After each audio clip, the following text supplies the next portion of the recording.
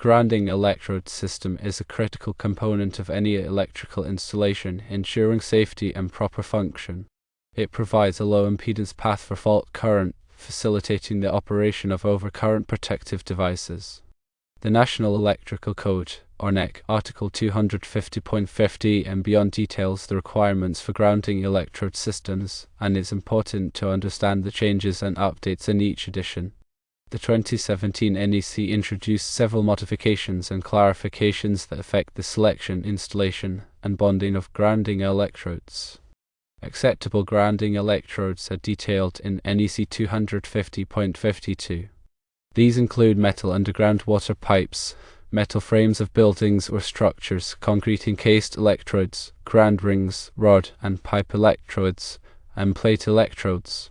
Let's examine each of these in detail. Firstly, metal underground water pipes must be in direct contact with the earth for at least 10 feet or 3.5 meters, including any metal well casing bonded to the piping. The water pipe must be electrically continuous or made electrically continuous by bonding around insulated joints or sections of the pipe.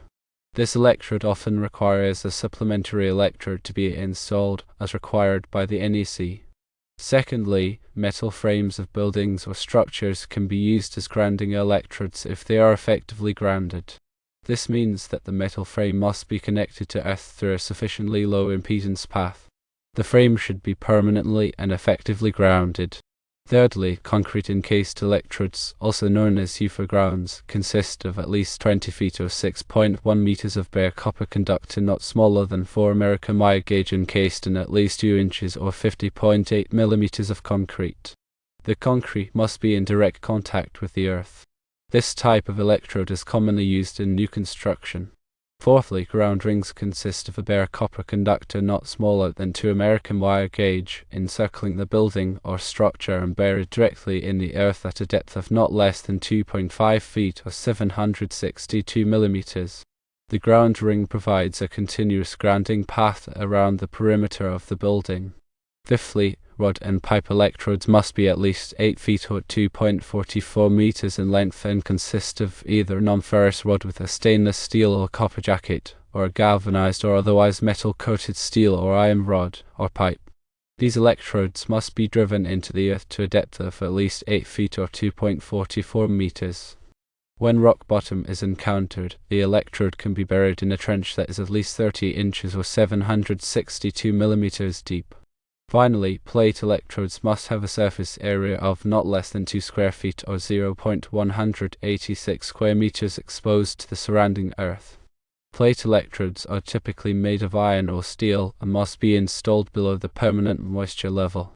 In addition to the types of grounding electrodes, the NEC also specifies requirements for the grounding electrode conductor. The grounding electrode conductor connects the grounding electrode to the equipment grounding bus or the neutral bus in the service equipment. The size of the grounding electrode conductor is determined by NEC Table 250.66 based on the size of the ungrounded service entrance conductors. It is important to ensure that the grounding electrode conductor is properly sized to handle the available fault current. Bonding jumpers are used to connect different parts of the grounding electrode system together, ensuring electrical continuity. Bonding jumpers are required around insulated joints in metal water pipes and to connect different grounding electrodes together when more than one electrode is used. The size of the bonding jumper is determined by NEC Table 250.102 Cone.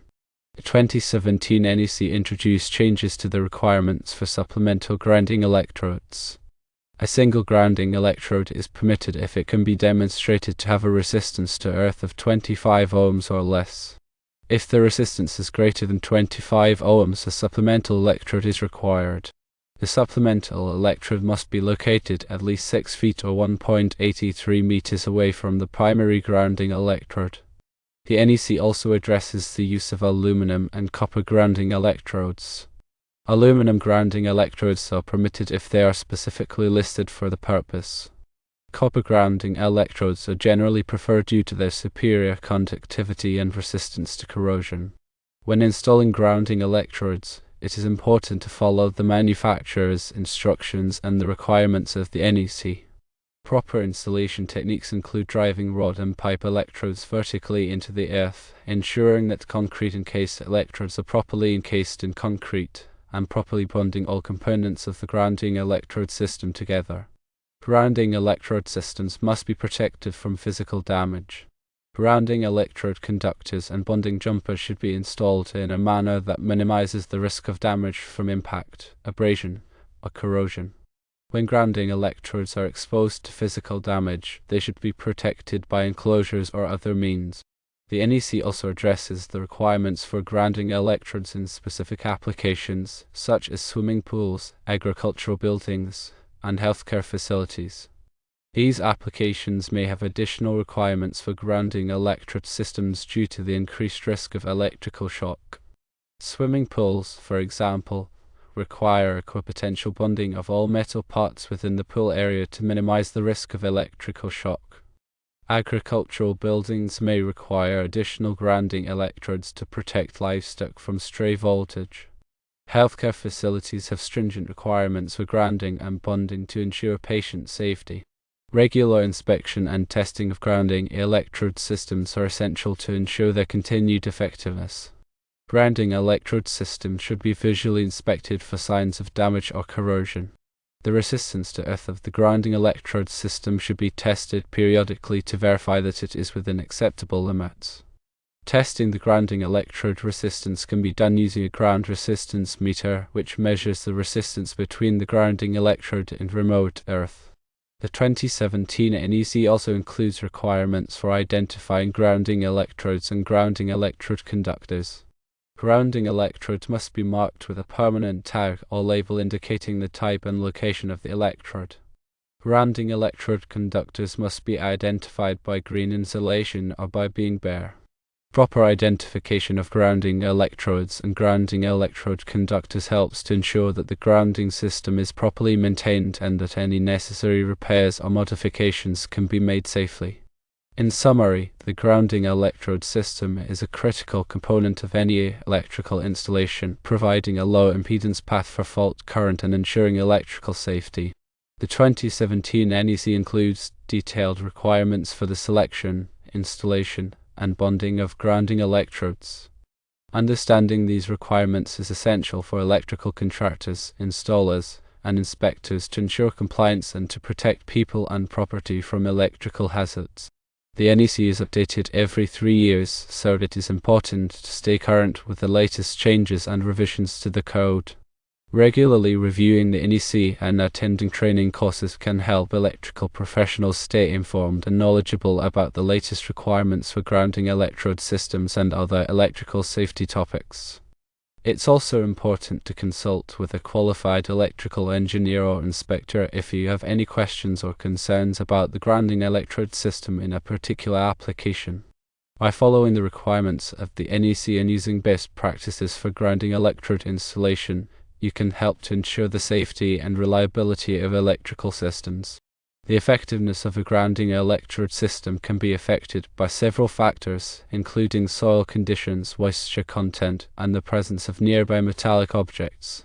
In areas with high soil resistivity, such as sandy or rocky soils, it may be necessary to install multiple grounding electrodes to achieve the required resistance to earth. The depth at which the grounding electrode is buried can also affect its effectiveness.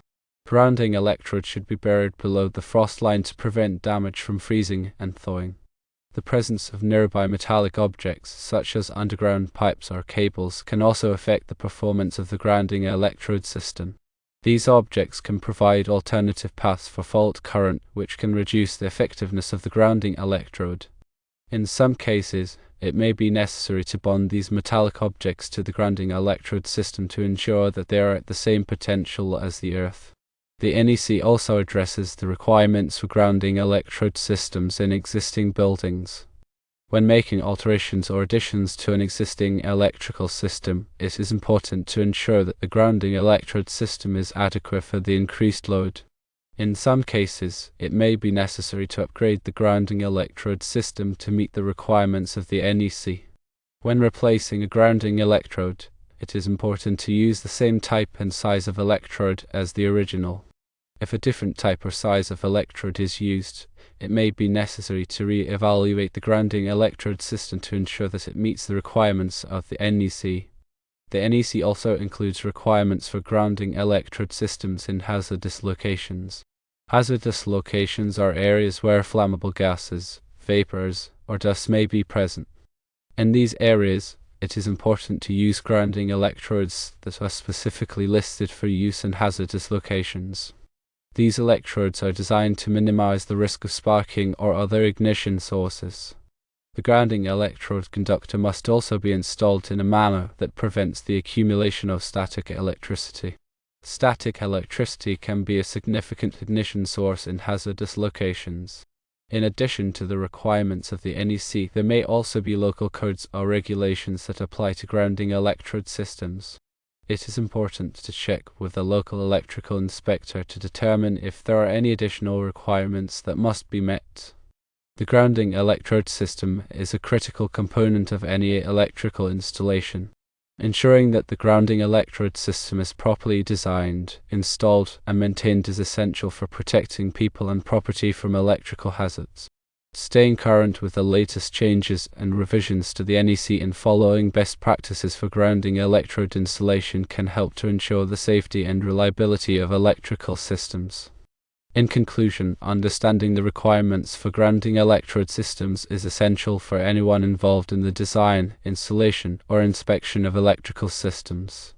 By following the guidelines in the NEC and using best practices for grounding electrode installation, we can help to ensure the safety and reliability of electrical systems and protect people and property from electrical hazards. The 2017 NEC represents a significant update to these requirements, and it's imperative to stay informed about these changes.